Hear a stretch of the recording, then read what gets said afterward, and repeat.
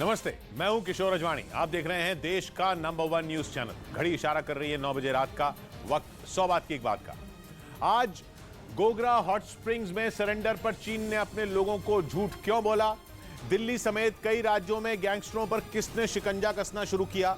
राजस्थान में दूध को किस वायरस की नजर लग गई? और ताइवान के जासूस से चीन की पनडुब्बियां कैसे बचेंगी?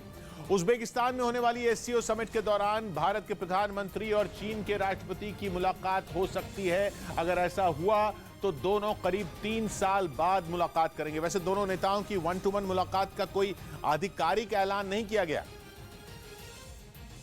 लेकिन माना जा रहा है कि शंघाई कोऑपरेशन ऑर्गेनाइजेशन यानी एससीओ समिट के दौरान उज्बेकिस्तान के समरकंद में प्रधानमंत्री नरेंद्र मोदी और शी जिनपिंग की अलग से मुलाकात हो सकती है। दोनों नेताओं की गलवान हिंसा यानी 2020 के बाद कोई मुलाकात नहीं हुई है। इसके पहले प्रधानमंत्री नरेंद्र मोदी और शी जिनपिंग ब्राजील में 2019 में हुए ब्रिक्स शिखर सम्मेलन में मिले थे और अब माना जा रहा है एससीओ समिट में समरकंद में दोनों नेता 1-to-1 द्विपक्षीय मुद्दों पर बातचीत कर सकते हैं। लेकिन अब तक ये सिर्फ एक अटकल है और ऐसा केवल माना जा रहा है कि दोनों नेताओं की मुलाकात हो सकती है, क्योंकि भारत ने अब तक ऐसा कोई औपचारिक ऐलान नहीं किया है। एससीओ समिट 15 और 16 सितंबर को उज्बेकिस्तान के समरकंद में होने वाली है। इस संगठन में 8 देश शामिल हैं और इन 8 देशों में भारत, चीन और पाकिस्तान जैसे देश शामिल हैं। यानी उज्बेकिस्तान के समरकंद में कई ऐसे देशों के नेता इकट्ठा होने वाले हैं जिनके बीच दुश्मनी है, लेकिन ये सभी एक लंबे समय बाद एक साथ एक मेज पर बातचीत करेंगे। और अटकलें हैं कि समिट के इन्हीं 2 दिनों में प्रधानमंत्री मोदी और शी जिनपिंग की अलग से बात हो सकती है, लेकिन अब तक ये तय नहीं है और इसका कोई औपचारिक ऐलान भी नहीं हुआ है। एससीओ समिट काफ़ी महत्वपूर्ण समिट होने वाली है। कई देशों के लीडर्स इसमें आ रहे हैं। कौन से बायलैटरल्स होंगे ये मैं अभी कह नहीं सकता और जाहिर है ये सभी के प्रोग्राम पर निर्भर करता है। सूत्र बता रहे हैं कि प्रधानमंत्री नरेंद्र मोदी और शी जिनपिंग के बीच बैठक पर दोनों तरफ के अधिकारियों के बीच लगातार बातचीत चल रही है। हालांकि इसको लेकर कुछ भी निर्णय होने की पुख्ता खबर नहीं है। अगले साल यानी सितंबर 2023 तक भारत इस संगठन की अध्यक्षता करेगा और अगले साल होने वाली एससीओ समिट की मेजबानी करेगा। यानी चीन और पाकिस्तान के नेता अगले साल भारत में होंगे। यानी भारत के पास 8 देशों के बीच तालमेल बिठाने की जिम्मेदारी होगी। और इससे पहले अगर पीएम नरेंद्र मोदी और शी जिनपिंग की 1-to-1 बातचीत होती है तो भारत के पास चीन पर एलएसी के मुद्दे पर दबाव बनाने का मौका होगा। उधर खबर है कि एलएसी के पास पेट्रोलिंग पॉइंट 15 यानी PP-15 से भारत और चीन के सैनिकों के पीछे हटने के बाद 2 से 4 किलोमीटर का बफर जोन बन सकता है। कुछ दिन पहले ही खबर आई थी कि भारत ने चीन को झुका दिया और चीन अपने सैनिकों को PP-15 से हटाने के लिए तैयार हो गया।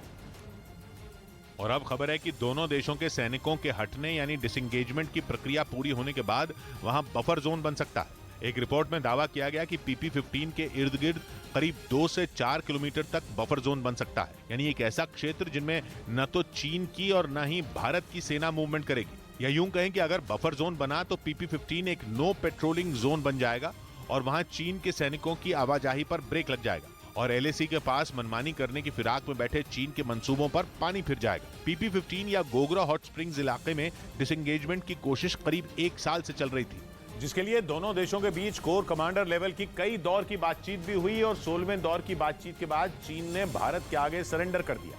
वो PP-15 पर तैनात अपने सैनिकों को वापस बुलाने पर मजबूर हो गया और एलएसी के पास शांति की कोशिशों में जुटे भारत की जीत हुई।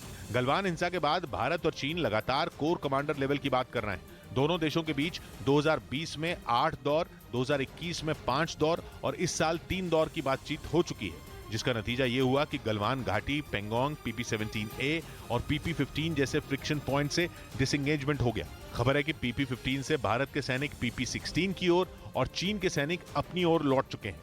वैसे 2020 में जो हिंसा हुई थी उसमें PP-15 अहम लोकेशन थी और वहां चीन ने करीब 1000 सैनिक तैनात कर दिए थे। लेकिन भारत के दबाव में धीरे धीरे उनकी संख्या घटी और वहां चीन के 40 से 50 सैनिक ही बचे और उन्हें भी डिसएंगेजमेंट की प्रक्रिया के तहत लौटना पड़ा। इस इलाके में बफर जोन बना तो चीन के सैनिकों के वहां चहलकदमी करने पर ब्रेक लग जाएगा, क्योंकि चीन के सैनिकों के एलएसी के पास जबरन पेट्रोलिंग करने की आदत ने ही गलवान हिंसा जैसी घटना करवाई थी।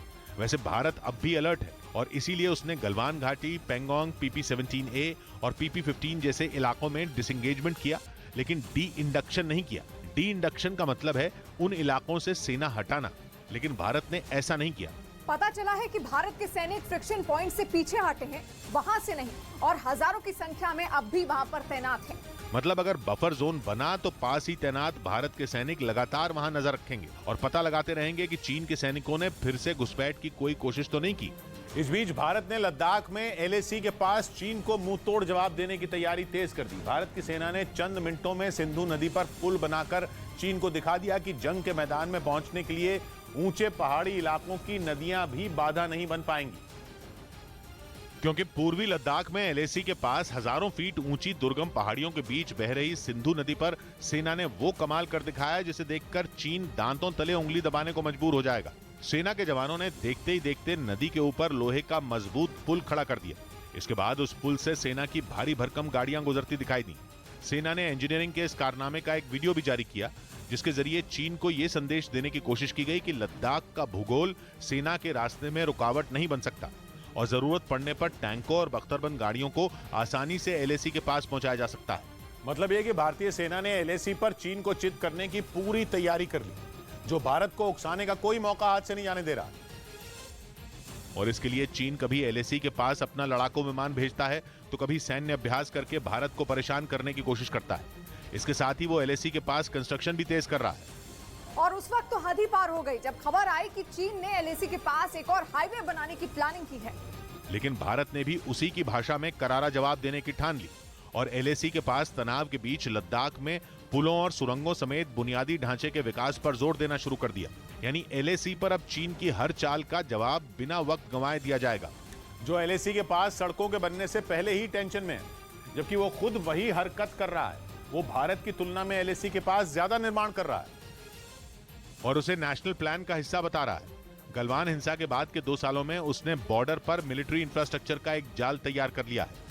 उसने तिब्बत में 14 एयरबेस बनाए हैं, तो वहीं उसका रेल नेटवर्क और सड़कों का जाल 58,000 किलोमीटर तक फैल चुका है, जिसके जवाब में भारत ने भी एलएसी के पास सड़कों और पुलों का निर्माण तेज कर दिया और लद्दाख समेत चीन की सीमा के पास बसे भारत के दूसरे राज्यों में सड़कों का जाल फैलाना शुरू कर दिया, ताकि एलएसी पर चीन की किसी भी उकसाने वाली हरकत का करारा जवाब दिया जा सके।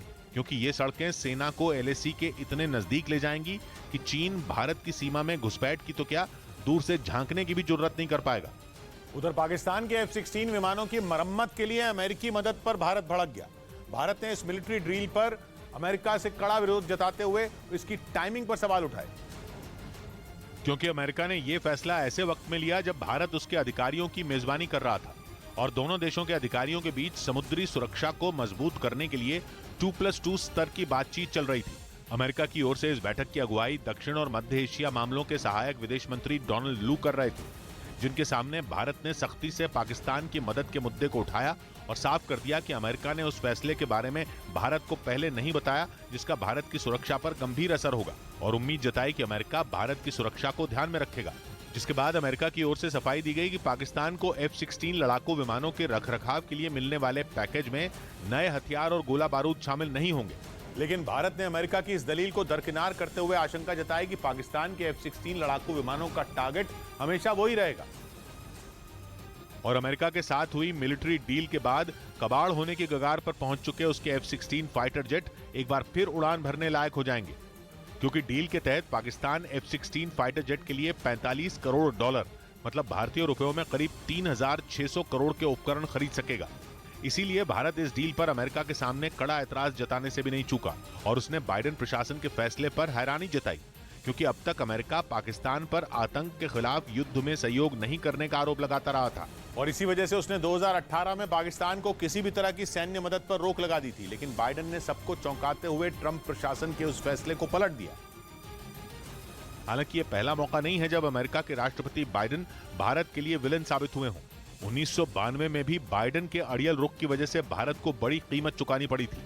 बाइडेन उस वक्त जॉर्ज बुश की सरकार में सांसद थे और भारत ने रूस की स्पेस एजेंसी के साथ 235 करोड़ रुपए का एक समझौता किया था, जिसके तहत भारत को अपने सैटेलाइट लॉन्च व्हीकल GSLV के लिए 7 क्रायोजेनिक इंजन मिलने थे, जिनकी तकनीक को साझा करने पर भी सहमति बन चुकी थी। लेकिन अमेरिका में बाइडेन की अगुवाई में इस डील का विरोध शुरू हो गया था। उन्होंने इसे खतरे से भरी हुई बताते हुए भारत को क्रायोजेनिक इंजन की तकनीक बेचने का विरोध किया था। बवाल बढ़ने पर अमेरिका ने डील होने पर रूस को आर्थिक मदद रोकने की धमकी दे दी थी, जिसकी वजह से ये डील ठंडे बस्ते में चली गई और भारत को अपना इंजन विकसित करने में करीब 15 साल का समय लग गया। इधर कश्मीर में आतंकियों के खिलाफ अभियान चलाया गया। जम्मू कश्मीर के शोपियां में हुई एक मुठभेड़ में सुरक्षा बल ने एक आतंकी को ढेर कर दिया, लेकिन इस दौरान दुश्मन की गोली लगने से एक जवान भी घायल हो गया। पश्चिम बंगाल के उत्तर 24 परगना में बीएसएफ ने बांग्लादेश सीमा के पास एक तस्करी के आरोपी को गिरफ्तार कर लिया। पकड़े गए आरोपी के पास से लाखों का सोना बरामद किया गया। असम के मोरीगांव जिले में पुलिस ने 2 संदिग्ध आतंकवादियों को गिरफ्तार कर लिया। उधर महाराष्ट्र के बीड जिले में 7 साल से बंद 120 फीट लंबी चिमनी को गिरा दिया गया। महाराष्ट्र बिजली विभाग पडली में बिजली बनाने के लिए कोयले का इस्तेमाल करता है और बिजली बनाने के दौरान धुएं को बाहर निकालने के लिए इस चिमनी का इस्तेमाल किया जाता था, जिसे चंद सेकंड में जमींदोज कर दिया गया। इस चिमनी को गिराने के लिए पहले सभी तैयारियां पूरी की गईं, जिसके बाद उसके निचले हिस्से को ढहाया गया। जैसे ही उसका निचला हिस्सा टूटा, पूरी चिमनी भरभरा कर गिर गई। देखते ही देखते ये चिमनी गिरा दी गई, जिसके बाद वहां इतनी बड़ी मात्रा में धुआं छा गया कि आसपास का दिखना तक बंद हो गया। हालांकि चिमनी को गिराने से पहले इलाके को खाली करा लिया गया था ताकि किसी तरह का नुकसान न हो। बताया जा रहा है कि इस चिमनी के अलावा वहां मौजूद 2 और चिमनियां बंद पड़ी हैं, जिन्हें आने वाले दिनों में ध्वस्त किया जाएगा। लेकिन ये चिमनी इसलिए खास थी क्योंकि पडली थर्मल पावर स्टेशन की इसी चिमनी से बिजली बनाने के दौरान धुआं निकलता था और 120 फीट की इस चिमनी को 1980 में बनाया गया था, जिसके खराब होने के बाद उसे 2015 में बंद कर दिया गया था। इस चिमनी को तोड़ने के लिए कॉन्ट्रैक्ट दिया गया था, जिसके तहत उसे गिरा दिया गया। इस बीच 200 दिनों से जारी रूस और यूक्रेन की जंग में बहुत बड़ा क्लाइमैक्स आ गया है। अब तक यूक्रेन को उसकी मांद में नाकों चने चबवाने में लगी रूस की सेना पर एक बार फिर यूक्रेन की फौज भारी पड़ी और रूस उत्तर पूर्वी यूक्रेन के अपने सबसे अहम गढ़ इज्यूम शहर को छोड़कर भाग निकला। खार्किव प्रांत के इज्यूम शहर में रूस को मिली ये करारी हार उसके राजधानी कीव से निकलने के बाद सबसे बड़ा झटका है। इसलिए माना जा रहा है कि 7.25 महीने से जारी युद्ध में यह बहुत बड़ा टर्निंग पॉइंट साबित हो सकता है और लड़ाई को यूक्रेन के हक में पलट सकता है। क्योंकि बात यह है कि खार्किव प्रांत का इज्यूम शहर रूस की सेना का वो पसंदीदा अड्डा था जिसे वो अपने लॉजिस्टिक्स बेस के तौर पर इस्तेमाल कर रही थी। डॉनबास में अपनी जीत पक्की करने के लिए रूस ने इज्यूम शहर को ही अपना हथियार बनाया था। इज्यूम ही वहां युद्ध की अहम फ्रंट लाइन में एक था। लेकिन 2 दिन पहले रूस की फौज के हजारों सैनिक उस इज्यूम शहर में गोला बारूद का अपना जखीरा और उपकरण छोड़कर भाग खड़े हुए। हालांकि रूस की सरकारी न्यूज एजेंसी टास के हवाले से खबर छपी है कि रूस की सेना कहीं भागी नहीं है, बल्कि रूस के रक्षा मंत्रालय ने उसे इज्यूम से निकलने और पड़ोस के डोनेस्क में कहीं और ऑपरेशन चलाने को कहा है।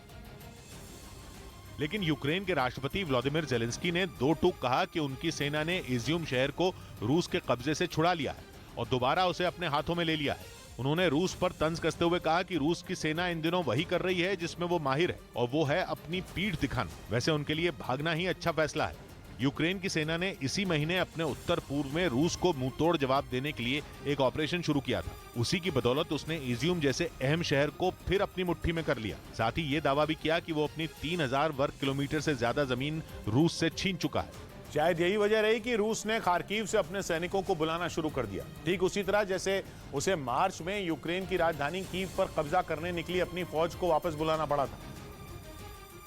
इसलिए खार्किव में रूस के प्रशासन के प्रमुख ने तो वहां रहने वाले लोगों को अपनी जान बचाने के लिए प्रांत छोड़कर रूस भागने तक को कह दिया। वैसे यूक्रेन की सेना की बढ़त ने सिर्फ खार्किव में ही रूस के लिए मुश्किलें नहीं खड़ी की, बल्कि पूर्वी यूक्रेन के कई दूसरे हिस्सों में भी रूस की फौज के लिए खतरे की घंटी बज चुकी है। इनमें डोनेस्क भी शामिल है, यानी यूक्रेन का वो प्रांत जहां रूस के समर्थन वाले अलगाववादियों ने 8 साल से यूक्रेन के खिलाफ जंग छेड़ी हुई और यूक्रेन पर हमला करने से पहले ही पुतिन उसे आजाद देश भी घोषित कर चुके हैं। लेकिन यूक्रेन में रूस को झटका लगने से पहले ही अमेरिकी खुफिया एजेंसी CIA के डायरेक्टर ने रूस के हमले को बहुत बड़ा फेलियर बताया और एक बार फिर दोहराया कि पुतिन से यूक्रेन की काबिलियत को समझने में चूक हुई, जिसका खमियाजा रूस को यूक्रेन में भुगतना पड़ रहा है। एक कॉन्फ्रेंस में अमेरिकी खुफिया एजेंसी CIA के डायरेक्टर विलियम बर्न्स ने कहा कि पुतिन ने यूक्रेन के इरादों को कम करके आंका, इसलिए रूस को इस जंग की बहुत बड़ी कीमत चुकानी पड़ेगी। इस युद्ध से न सिर्फ रूस की सेना की कमजोरी जग जाहिर हो गई, बल्कि इससे रूस की अर्थव्यवस्था को गहरी चोट लगेगी। इधर हाईकोर्ट से शिबू सोरेन को राहत मिल गई। दिल्ली हाईकोर्ट ने झारखंड मुक्ति मोर्चा के अध्यक्ष शिबू सोरेन को बड़ी राहत दी और उनके खिलाफ आय से अधिक संपत्ति मामले में लोकपाल की कार्रवाई पर रोक लगा दी। त्रिपुरा के पूर्व सीएम और बीजेपी नेता बिप्लब देब ने वहां राज्यसभा की एक सीट पर होने वाले उपचुनाव के लिए नामांकन दाखिल कर दिया। ये सीट माणिक शाह के सीएम बनने के बाद खाली हुई थी। जनता के जो काम है उनके तक पहुंचाना ये मेरा पहला कर्तव्य होगा। न्यूजीलैंड सरकार ने करीब 2 साल बाद कोरोना नियमों से जुड़े ज्यादातर प्रतिबंधों को खत्म कर दिया, जिनमें मास्क भी शामिल है। उधर चंडीगढ़ से एक चौंकाने वाला मामला सामने आया। वहां कुछ लोगों ने पुलिस वालों पर ही हमला बोल दिया। जानकारी के मुताबिक पुलिस की टीम वहां एक घर में छापा मारने पहुंची थी, लेकिन इससे पहले कि वो घर में घुस पाती, कुछ महिलाओं ने उस टीम का रास्ता रोक लिया, जिसके बाद वहां बवाल बढ़ता गया और कुछ ने तो महिला पुलिसकर्मियों से धक्का मुक्की तक शुरू कर दी। वीडियो में एक महिला तो पुलिसकर्मी के बाल पकड़कर उसे घसीटती नजर आई।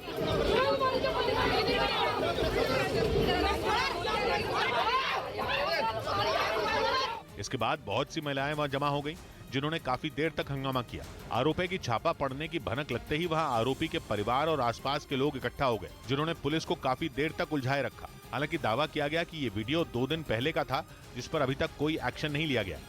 इस बीच चीन और सऊदी अरब की नजदीकी से परेशान अमेरिका ने सऊदी अरब में एक नया मिलिट्री बेस बनाने का फैसला किया। चीन पिछले काफी वक्त से सऊदी अरब को घातक और आधुनिक हथियार सप्लाई कर उससे दोस्ती बढ़ाने में जुटा है। और यही बात अमेरिका को रास नहीं आ रही। वो नहीं चाहता कि चीन के दखल के बाद पश्चिम एशिया से उसकी विदाई हो जाए। यही वजह है कि पिछले करीब 4 साल से सऊदी अरब के साथ संबंधों पर पड़ी धूल हटाने के लिए बाइडेन ने खुद वहां की यात्रा की। क्राउन प्रिंस से बिगड़ी हुई बात बनाने के लिए बाइडेन ने उनसे मुलाकात भी की। और अब खबर है कि अमेरिका सऊदी अरब में एक बड़ा सैन्य अड्डा बनाने जा रहा है, जहां उसकी सेना भी तैनात होगी। यानी अमेरिका सऊदी अरब में चीन की हर हरकत पर नजर रखने की तैयारी कर रहा है। और इसके लिए वो सऊदी अरब में एक ऐसा नया मिलिट्री बेस बनाने जा रहा है जहां एंटी ड्रोन तकनीक और मिसाइल डिफेंस सिस्टम का टेस्ट किया जाएगा। अमेरिकी नौसेना की सेंट्रल कमांड के मुताबिक इस योजना पर लंबे वक्त से काम चल रहा था, जिसके बाद ये फैसला कर लिया गया कि जल्द ही सऊदी अरब में अमेरिका का नया सैन्य अड्डा तैयार कर लिया जाएगा। सऊदी अरब में खुलने वाले अमेरिका के मिलिट्री बेस का नाम red sense integrated experimentation centre होगा, जहां अमेरिकी सेना जमीन से जमीन पर मार करने वाली मिसाइलों का टेस्ट करेगी। इसके साथ ही वो आने वाले दिनों में बड़ा खतरा बनते जा रहे ड्रोन का इलाज भी तलाशेगी। अमेरिकी नौसेना के मुताबिक सऊदी अरब में बनने वाले मिलिट्री बेस में ऐसी तकनीक पर काम होगा जो खतरनाक से खतरनाक ड्रोन का भी आसानी से खात्मा कर सके और उसकी सेना को ऐसी ताकत दे कि चीन जैसे दुश्मन से भी निपटना आसान हो जाए, जो धीरे धीरे सऊदी अरब में अपने पैर पसार रहा है। पिछले कई साल में उसने सऊदी अरब को घातक हथियारों की सप्लाई में भारी बढ़ोतरी की। साथ ही ये जताने की कोशिश की कि ईरान के खिलाफ अगर कोई उसके साथ खड़ा है तो वो चीन ही है, क्योंकि सऊदी अरब से रिश्तों में तनाव के दौरान अमेरिका ने उसे हथियार देने से इनकार कर दिया था। बस इसी बात का फायदा चीन ने उठाया। German institute for international and security affairs की एक रिपोर्ट के मुताबिक 2016 से 2020 के बीच सऊदी अरब को चीन के हथियारों की सप्लाई में 386% की बढ़ोतरी दर्ज की गई। चीन ने सऊदी अरब को हथियारबंद ड्रोन दिए, जिसके लिए दोनों देशों के बीच साल 2017 के बाद 2022 में भी एक बड़ी डील हुई। इसके साथ ही 2021 में पहली बार ये खबर सामने आई कि सऊदी अरब चीन की मदद से बैलिस्टिक मिसाइलें भी बना रहा है। और इसी बात ने अमेरिका की रातों की नींद उड़ा दी, क्योंकि ईरान से निपटने के लिए उसे भी सऊदी अरब का साथ चाहिए, जो अमेरिका को अपना सबसे बड़ा दुश्मन मानता है। लेकिन अगर चीन ने सऊदी अरब में अपनी पैठ बना ली तो फिर अमेरिका के लिए उसका साथ पाना आसान नहीं होगा, क्योंकि अमेरिका चीन को फूटी आंख नहीं सुहाता। उस पर ताइवान ने दोनों के बीच की खाई और बड़ी कर दी। माना जा रहा है कि सऊदी अरब से अमेरिका के पैर उखाड़ने के लिए वो किसी भी हद तक जा सकता है। इसी वजह से अमेरिका ने वहां एक नया मिलिट्री बेस बनाने का फैसला किया, ताकि उसकी पकड़ सऊदी अरब पर बनी रहे। इधर गुलाम नबी आजाद जल्द अपनी पार्टी बनाएंगे। गुलाम नबी आजाद ने जम्मू कश्मीर के बारामूला में एक रैली की और बताया कि वो अगले 10 दिन में अपनी नई पार्टी का ऐलान करेंगे, जिसका ऐलान इंशाल्लाह अगले 10 दिनों में होगा। दिल्ली के पास गाजियाबाद में एक हत्या के आरोपी ने पुलिस एनकाउंटर के डर से थाने में सरेंडर कर दिया। खेल मंत्री अनुराग ठाकुर ने मुंबई के पास थाने में खिलाड़ियों के साथ बैडमिंटन और टेबल टेनिस खेला।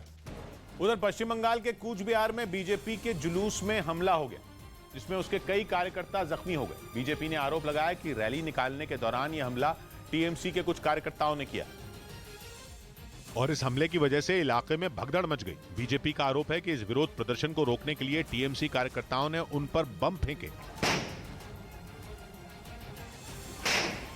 ऐसे में वहां तैनात पुलिस वालों ने हालात को काबू में करने की कोशिश की, लेकिन कई बार भीड़ के बीच बम गिरने की वजह से वहां मौजूद लोगों को संभाल पाना मुश्किल हो गया। और इस हमले के बाद बीजेपी राज्य सरकार पर और भड़क गई। उसने शिक्षक भर्ती घोटाले समेत कई दूसरे मुद्दों पर राज्य सरकार को घेरने की तैयारी तेज कर दी। लेकिन उससे पहले कूच बिहार में जो जुलूस निकाला गया उसमें बीजेपी कार्यकर्ताओं ने जमकर नारेबाजी की। लेकिन अचानक हुए हमले से वहां के हालात बदल गए।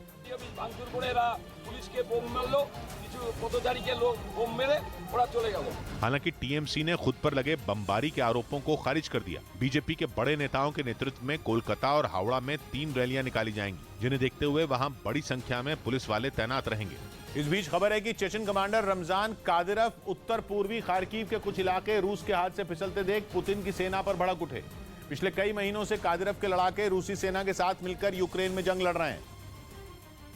लेकिन बताया जा रहा है कि रमजान कादिरोव का गुस्सा उस वक्त भड़क उठा जब उन्हें यह पता चला कि 2 दिन पहले उत्तर पूर्वी खार्किव के कुछ इलाकों को पीठ दिखाकर रूसी सेना वहां से भाग खड़ी हुई। बताया जा रहा है कि यूक्रेन ने उन इलाकों को फिर अपने कब्जे में ले लिया। 2 दिन पहले खार्किव के उत्तर पूर्वी हिस्से में यूक्रेन और रूस के सैनिकों के बीच भीषण जंग हुई। खबर है कि इसी दौरान पुतिन के सैनिक वहां से भाग गए और यूक्रेन की फौज को खार्किव के इन इलाकों में अपने देश का झंडा गाड़ने का मौका फिर मिल गया। बताया गया कि रूस के फौजियों ने जब अपना बेस छोड़ा तब बड़ी मात्रा में उनके गोला बारूद और हथियार भी वहीं रह गए। और जब इसकी जानकारी रमजान कादिरोव को मिली तब उनका गुस्सा पुतिन की फौज पर फूट पड़ा। बताया जा रहा है कि उन्होंने रूसी सेना को चेतावनी दी कि उसे दुश्मन को मात देने के लिए अपनी रणनीति में जल्द से जल्द बदलाव करना होगा। कादिरोव ने साफ कहा कि अगर ऐसा नहीं होता तो यूक्रेन की जमीन पर कब्जे में आए और इलाके भी रूस के हाथ से निकल सकते हैं। उन्होंने रूसी सैनिकों को चेताया कि अगर उन्हें वहां तैनात किया गया है तो इसका मतलब यह है कि उन्हें हर तरह की स्थिति से लड़ने के लिए तैयार किया गया है। साथ ही कादिरोव ने बताया कि जंग के मैदान में 10,000 सैनिक और उतारे जा रहे हैं ताकि आने वाले समय में जल्द से जल्द ओडेसा पर कब्जा जमाया जा सके। इधर शेयर बाजार हरे निशान पर बंद हुआ। बैंक और आईटी समेत ज्यादातर सेक्टरों के शेयरों में तेजी रही। इससे सेंसेक्स 322 अंक उछलकर 60,000 के पार 60,115 पर बंद हुआ, जबकि निफ्टी 103 अंक चढ़कर 17,936 पर पहुंच गया। ईडी ने कोयला मामले में टीएमसी नेता अभिषेक बनर्जी की साली मेनका गंभीर से कोलकाता में पूछताछ की। नवी मुंबई में एक स्कूल बस में आग लग गई। राहत की बात यह रही कि बस खाली थी। बाद में वहां पहुंची दमकल की गाड़ी ने किसी तरह आग को बुझाया। उधर मध्य प्रदेश के जबलपुर से हैरान कर देने वाला एक वीडियो सामने आया जिसमें बदमाश पिस्तौल दिखाकर दुकान में लूट करते दिखाई दिए। ये घटना वहां लगे सीसीटीवी कैमरे में रिकॉर्ड हो गई, जिसमें 2 बदमाश बंदूक दिखाकर दुकान में लूटपाट करते नजर आए। इस घटना का जो वीडियो सामने आया उसमें दुकानदार फोन पर बात करता दिखाई दिया। तभी 2 बदमाश दुकान में घुस आए, जिनमें एक बदमाश ने दुकानदार पर पिस्तौल तान दी, जबकि दूसरा बदमाश उसके गले पर धारदार हथियार रखकर उसका फोन छीनता नजर आया। इसके बाद पहले बदमाश ने उसे काउंटर से पैसे निकालने का इशारा किया, लेकिन इससे पहले कि वो काउंटर तक पहुंचता बदमाशों ने खुद ही पैसे निकाल लिए और वहां से फरार हो गए। प्रकरण रजिस्टर किया है और आरोपियों का पुलिस रिमांड लिया जा रहा है। घटना की जानकारी मिलने के बाद पुलिस ने सीसीटीवी वीडियो के आधार पर दोनों आरोपियों को गिरफ्तार कर लिया। साथ ही लूट की रकम भी बरामद कर ली।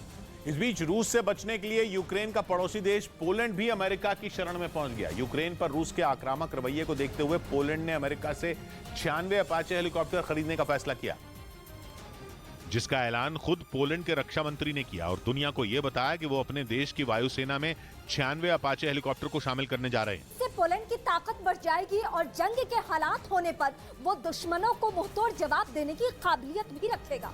पोलैंड की वायुसेना में इन हेलीकॉप्टरों के शामिल होने के बाद पोलैंड अमेरिका के बाद सबसे ज्यादा अपाचे हेलीकॉप्टर इस्तेमाल करने वाला देश बन जाएगा। और इसी के साथ पोलैंड की वायुसेना से उन पुराने लड़ाकू हेलीकॉप्टरों को हटा दिया जाएगा जो अब आधुनिक हेलीकॉप्टरों के मुकाबले कहीं नहीं ठहरते। यूक्रेन युद्ध के दौरान पोलैंड भी लगातार अपनी ताकत बढ़ाने में जुटा है और इसके लिए वो दूसरे देशों से एडवांस टेक्नोलॉजी वाले हथियार खरीद रहा है। इसी कड़ी में अमेरिका से खरीदे जा रहे 96 अपाचे हेलीकॉप्टर भी। यही नहीं, पोलैंड ने दक्षिण कोरिया से FA-50 लड़ाकू जेट और 180 K2 टैंक खरीदने की घोषणा की है। इसी साल अप्रैल में पोलैंड ने अमेरिका से 250 एब्रम्स टैंक खरीदने की डील भी की थी। इससे ये साफ है कि पोलैंड के अमेरिका से सैन्य रिश्ते मजबूती की ओर बढ़ रहे हैं। हालांकि दोनों देशों के बीच हुई अपाचे हेलीकॉप्टरों की डील से जुड़ी सभी जानकारियों से पर्दा नहीं उठा है, लेकिन पोलैंड के मुताबिक उसने इसके लिए भारी भरकम रकम खर्च की और बताया कि अमेरिका से डील के बाद $14 करोड़ से ज्यादा यानी भारतीय रुपयों में 11,200 करोड़ का खर्च बढ़ा है। लेकिन ये रकम इस हेलीकॉप्टर की तेजी के आगे काफी कम है। अमेरिका का अपाचे हेलीकॉप्टर इतना तेज है कि 1 मिनट में ही वो करीब 2500 फीट की ऊंचाई पर पहुंच सकता है और वो एक बार फ्यूल भरने के बाद 1900 किलोमीटर तक उड़ सकता है। यही नहीं, हथियारों से लैस होने के बाद अपाचे हेलीकॉप्टर का वजन दुगना हो जाता है। यह हेलीकॉप्टर भारत के पास भी है। इसकी तबाही मचाने की क्षमता के कारण इसे उड़ता टैंक भी कहा जाता है, जिसे रूस से बचने के लिए पोलैंड ने अपने बेड़े में शामिल करने की तैयारी पूरी कर ली है। इधर पीएम ने विश्व डेयरी सम्मेलन का उद्घाटन किया। प्रधानमंत्री मोदी ने यूपी के ग्रेटर नोएडा में विश्व डेयरी सम्मेलन का उद्घाटन किया। 4 दिनों तक चलने वाले इस सम्मेलन में किसान और विशेषज्ञ भी हिस्सा लेंगे। भारत के डेयरी सेक्टर की असली कर्णधार विमेन्स हैं, महिलाएं हैं। दिल्ली पुलिस के आर्थिक अपराध शाखा ने जैकलीन फर्नांडिस को समन्स भेजे और मनी लॉन्ड्रिंग के मामले में बुधवार को पूछताछ के लिए बुलाया। दिल्ली में रामलीला की तैयारियां शुरू हो गईं। इस बार लाल किला मैदान पर होने वाली रामलीला का पंडाल राम मंदिर की थीम पर बनाया जाएगा।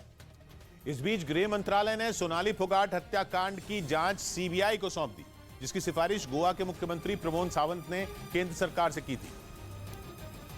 जिसके बाद सोनाली फोगाट हत्याकांड की जांच सीबीआई के हवाले कर दी गई। एक रोज पहले ही खाप पंचायत ने हरियाणा सरकार को चेतावनी दी थी कि केस सीबीआई को दिया जाए और उसके अगले ही दिन सोनाली का मामला सीबीआई को सौंप दिया गया, क्योंकि खाप महापंचायत ने अपने अल्टीमेटम में आदमपुर उपचुनाव का भी जिक्र किया था। ये वही सीट है जहां से सोनाली फोगाट ने 2019 में चुनाव लड़ा था, लेकिन वो कांग्रेस के कुलदीप बिश्नोई से हार गई थी। कुछ दिनों पहले ही कुलदीप बिश्नोई विधायक के पद से इस्तीफा देकर बीजेपी में शामिल हो गए थे। लेकिन इसी बीच गोवा में 23 अगस्त को सोनाली फोगाट की हत्या हो गई, जिसके बाद वहां की पुलिस ने इस मामले में केस दर्ज कर जांच शुरू कर दी और सोनाली के पीए सुधीर सांगवान और उसके दोस्त को गिरफ्तार कर लिया था। गोवा पुलिस इस हत्याकांड की जांच के लिए हरियाणा भी पहुंची थी। वहां हरियाणा पुलिस के साथ मिलकर उसने जांच की और उस केस में कई अहम सबूत हाथ लगने का दावा भी किया था। लेकिन सोनाली फोगाट का परिवार लगातार इस केस को सीबीआई को सौंपने की मांग कर रहा था। इसी कड़ी में परिवार ने खाप पंचायत से भी मदद की गुहार लगाई, जिसके बाद अब यह मामला सीबीआई के सुपुर्द कर दिया गया।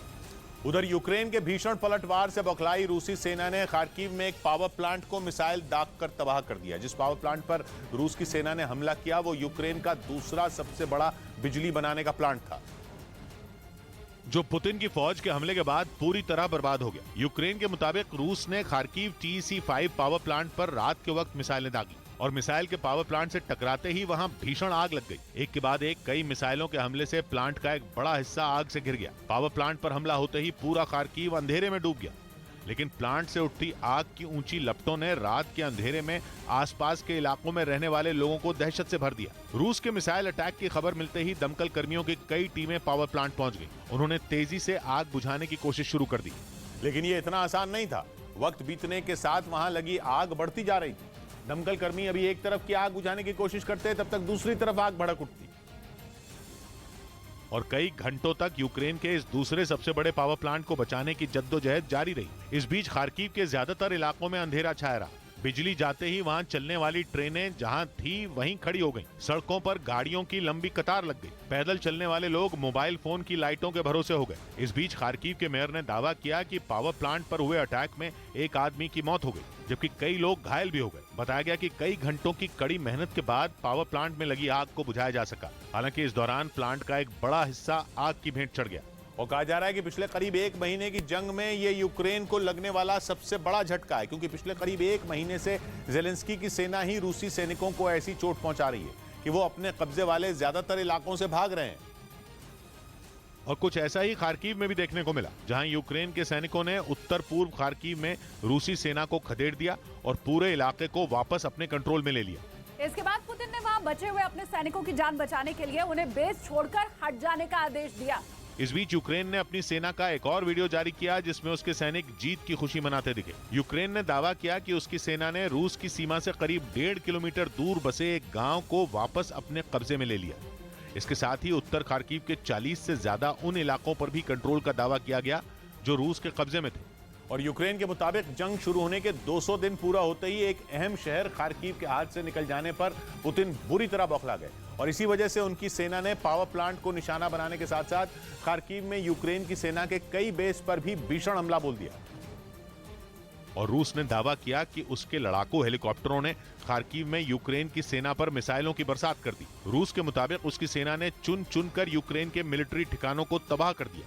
दावा किया गया कि हमला ज्यादातर उन इलाकों में किया गया जहां यूक्रेन की सेना ने वापस कब्जा जमा लिया था। रूस के मुताबिक उसके हमले में यूक्रेन की सेना को भारी नुकसान हुआ। बताया गया कि खार्किव में रूसी सेना के अटैक में यूक्रेन के 250 से ज्यादा सैनिकों की मौत हो गई, जबकि हमले में 12 बख्तरबंद गाड़ियों समेत कुल 29 गाड़ियां बर्बाद हो गईं। इसके साथ ही रूस ने दावा किया कि उसके लड़ाकू हेलीकॉप्टरों ने यूक्रेन का एक मल्टीपल रॉकेट लॉन्चर भी उड़ा दिया।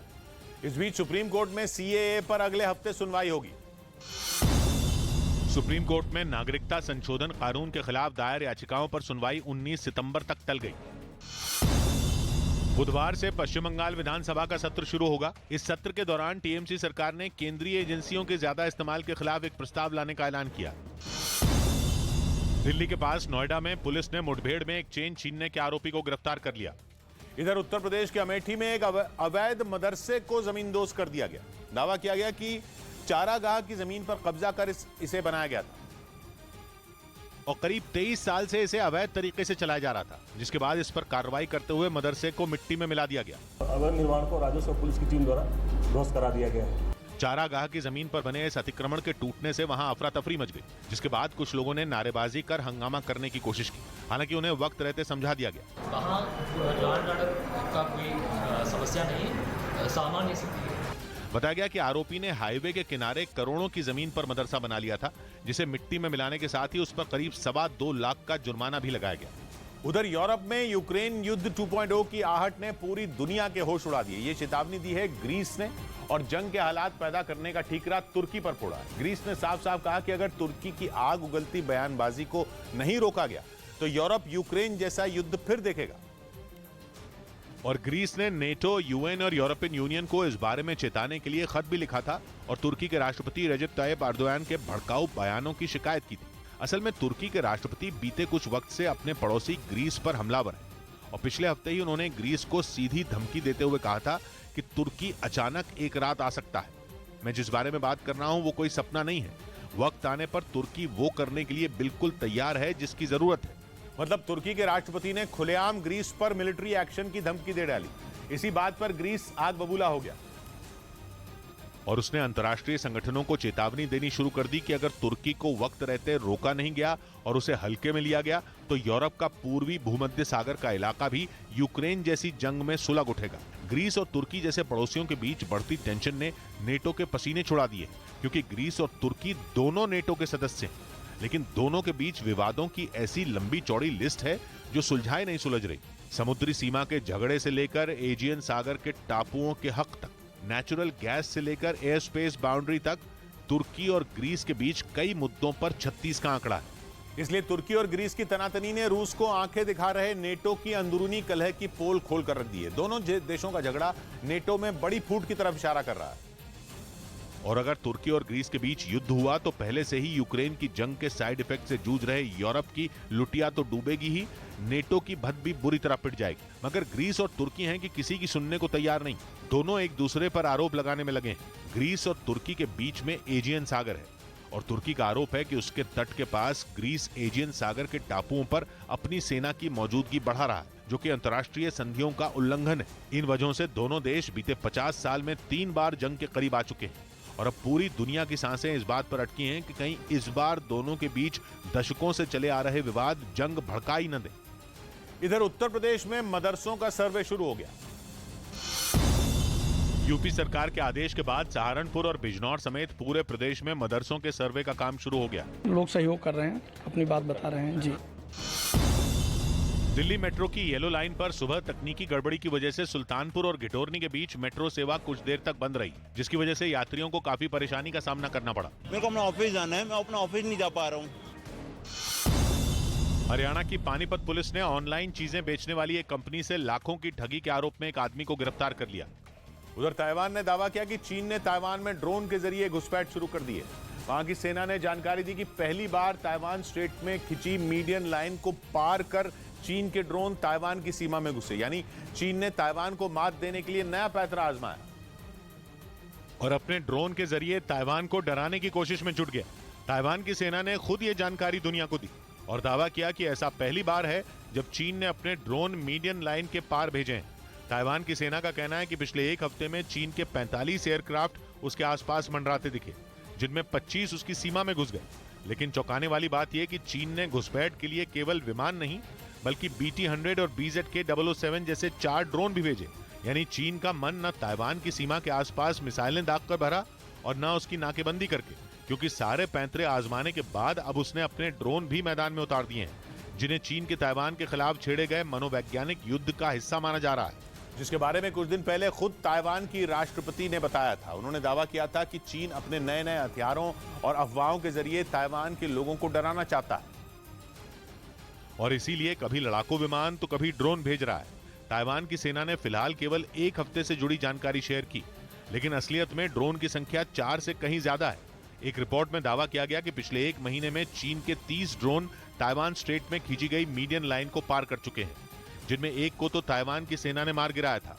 ताइवान की राष्ट्रपति ने इसी हलचल की वजह से कहा था कि चीन ने ताइवान के खिलाफ मनोवैज्ञानिक युद्ध छेड़ दिया है, क्योंकि हर दांव फेल होने के बाद चीन के पास ताइवान के लोगों के दिमाग से खेलने के अलावा कोई चारा नहीं बचा है। खबर है कि चीन के ड्रोन ताइवान के कब्जे वाले किनमन और मात्सु द्वीप की ओर गए, क्योंकि चीन की कोशिश वहां मौजूद ताइवान की सेना को नुकसान पहुंचाने की थी। वैसे किनमन ताइवान का वही द्वीप है जिस पर कब्जा करने के लिए चीन 3 बार हमला कर चुका है, लेकिन हर बार हार गया। रही बात मात्सु द्वीप की, तो ईस्ट चाइना सी में बसे ताइवान के इस द्वीप पर भी चीन की बुरी नजर है और खबर है कि चीन ने इन द्वीपों की ओर अपने लड़ाकू ड्रोन भी भेजे हैं, जिनका नाम है TB-01, जिन्हें स्कॉर्पियन के नाम से भी जाना जाता है। इसके अलावा चीन ने रेकी करने के लिए भी 2 ड्रोन ताइवान के द्वीप की ओर रवाना किए।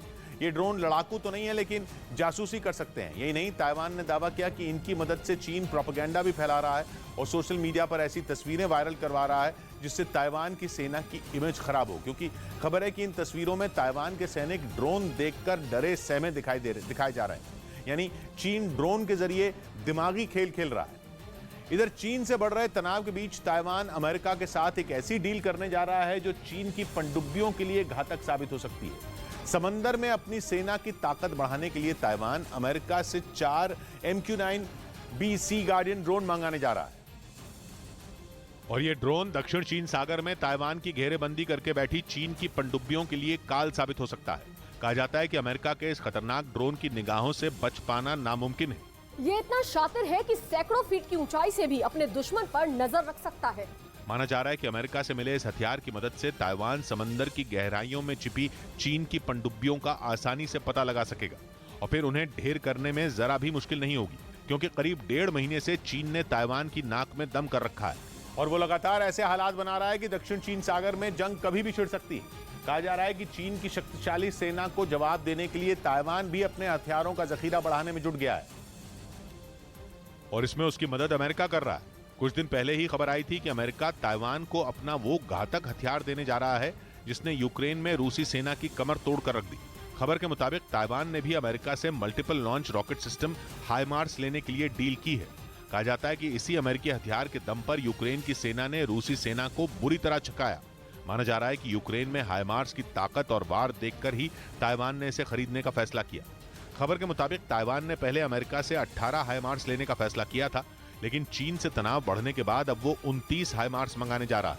इसके साथ ही ताइवान ने अमेरिका से MQ-9B सी गार्डियन ड्रोन की भी डील की। यानी ताइवान सिर्फ जमीन से नहीं, आसमान से भी चीन को जवाब देने की पूरी तैयारी कर रहा है, क्योंकि अमेरिका का ये ड्रोन बेहद आधुनिक और ताकतवर माना जाता है। कहा जाता है कि MQ-9B सी गार्डियन किसी भी तरह के मौसम में आसानी से उड़ान भर सकता है। अमेरिका का ये ड्रोन लंबे समय तक उड़ान भरकर जासूसी में माहिर है। MQ-9B सी गार्डियन ड्रोन करीब 40 घंटे से ज्यादा समय तक लगातार उड़ान भर सकता है और ये 40,000 से भी ज्यादा फीट की ऊंचाई से दुश्मन पर नजर रख सकता है।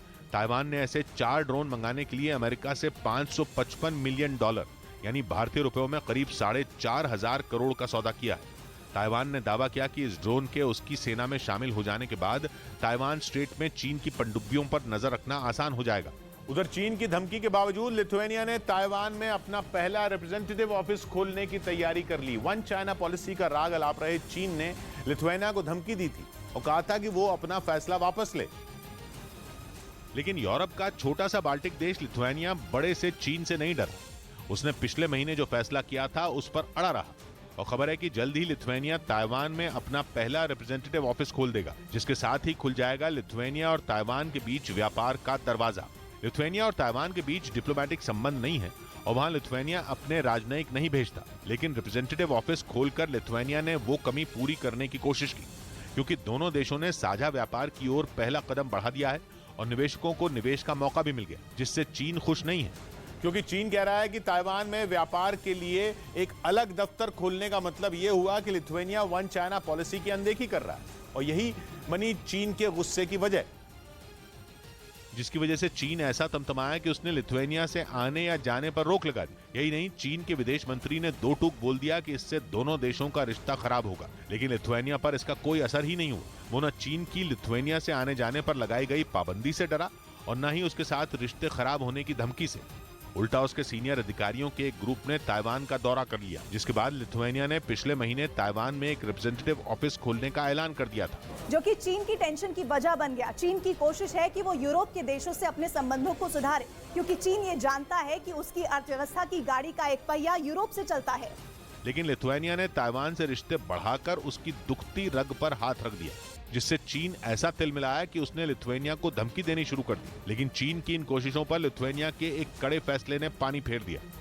इस बीच उत्तर प्रदेश के अलीगढ़ से दिल दहला देने वाला एक वीडियो सामने आया। वहां एक रिक्शा ट्रेन की चपेट में आ गया। ये पूरी घटना वहां लगे सीसीटीवी कैमरे में रिकॉर्ड हो गई, जिसमें ट्रेन रेलवे क्रॉसिंग पार कर रहे एक रिक्शे को जोरदार टक्कर मारती दिखाई दी। इस घटना का जो वीडियो सामने आया उसमें कुछ लोग साइकिल से रेलवे क्रॉसिंग पार करते नजर आए।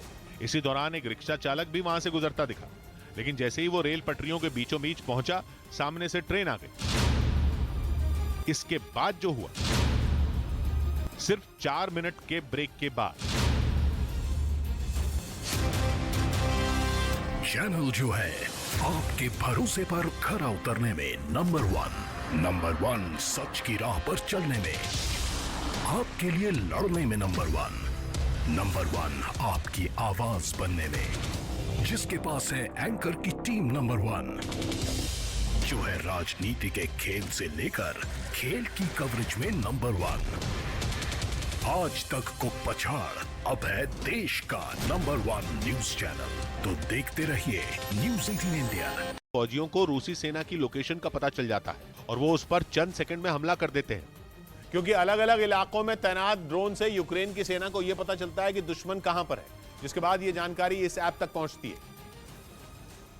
और फिर ये ऐप दुश्मन की लोकेशन के इर्द गिर्द जो तोपखाने, मोर्टर और ड्रोन मौजूद होते हैं उन्हें अटैक करने की कमांड देता है। दुश्मन के आसपास कौन सी यूनिट मौजूद है इसका पता लगाने के लिए इंटरनेट की जरूरत पड़ती है, जहां एलोन मस्क के स्टारलिंक सैटेलाइट काम आते हैं। कहा जा रहा है कि इसी ऐप की वजह से यूक्रेन की सेना को दुश्मन को टारगेट करने में काफी मदद मिल रही है। सबसे खास बात यह कि ये ऐप दुश्मन को सटीक लोकेशन की जानकारी देता है, जिससे टारगेट कर हमला करना उसके लिए आसान हो जाता है। उधर एक रिपोर्ट में दावा किया गया कि चीन से जंग होने पर पहले ही दिन ताइवान को हजारों मिसाइलों की जरूरत होगी। ताइवान की सेना चीन की सेना के सामने किसी चींटी जैसी है।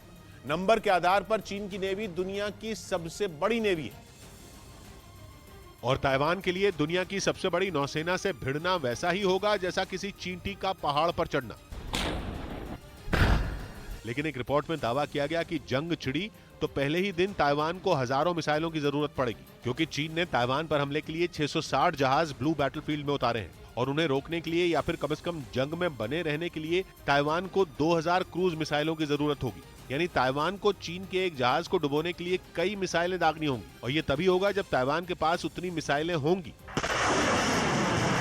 ताइवान को उम्मीद है कि उसकी ये जरूरत अमेरिका पूरी करेगा। सीरिया के इदलिब में रूस के 4 लड़ाकू विमानों ने ताबड़तोड़ बमबारी की, जिसमें 7 लोगों की मौत हो गई। इदलिब को सीरिया के विद्रोही लड़ाकों का आखिरी मजबूत गढ़ माना जाता है और उन्हें वहां से उखाड़ फेंकने के लिए पुतिन सीरिया के राष्ट्रपति बशर अल असद का पूरा साथ दे रहे हैं। यहां तक कि वो सीरिया के विद्रोहियों के खात्मे के लिए यूक्रेन से जंग के बीच भी वहां हमले करने से चूक नहीं रहे और एक बार फिर उनके लड़ाकू विमान सीरिया के इदलिब प्रांत में गरजे। दावा किया गया कि रूस के विमानों ने वहां इतनी जोरदार बमबारी की कि एक बड़ा इलाका खंडहर में तब्दील हो गया। बताया गया कि रूस के लड़ाकू विमानों ने वहां 1-2 नहीं बल्कि 16 बम दागे। दावा किया गया कि इस हमले में रूस ने जमीन से जमीन पर मार करने वाली एक मिसाइल का भी इस्तेमाल किया। इदलिब में विद्रोहियों के जिस गढ़ को निशाना बनाकर हमला किया गया, वहां एक के बाद एक कई बम फटते दिखाई दिए। इसके बाद वो पूरा इलाका धूल के गुबार से ढक गया और जब धूल छटी तो वहां बना एक कारखाना और एक मकान मलबे के ढेर में बदल चुके थे। हमला कितना खतरनाक था इसका अंदाजा इसी बात से लगाया जा सकता है कि दोनों इमारतों का एक भी हिस्सा सही सलामत नहीं बचा।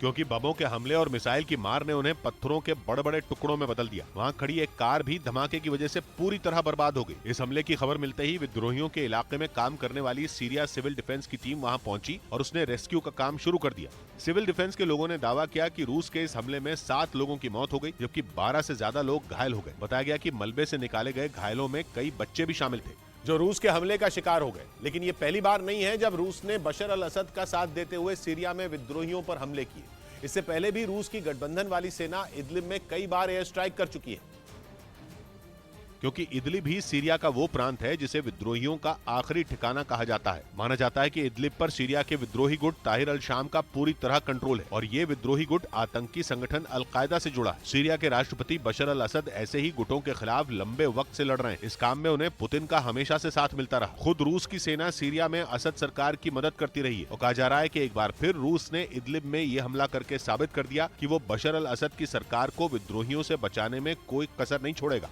इस बीच यूक्रेन की तरफ से एक वीडियो जारी किया गया जिसमें खार्किव के एक इलाके में रूस के सुखोई लड़ाकू विमान को मार गिराया गया। यह हमला उस वक्त किया गया जब रूस के 2 फाइटर जेट उस इलाके में मिसाइलें बरसा रहे थे, जिन्हें जेलेंस्की के सैनिकों ने निशाने पर ले लिया। यूक्रेन का दावा है कि जमीन से हवा में मार करने वाली उसकी घातक मिसाइल ने रूस के एक सुखोई विमान का काम तमाम कर दिया।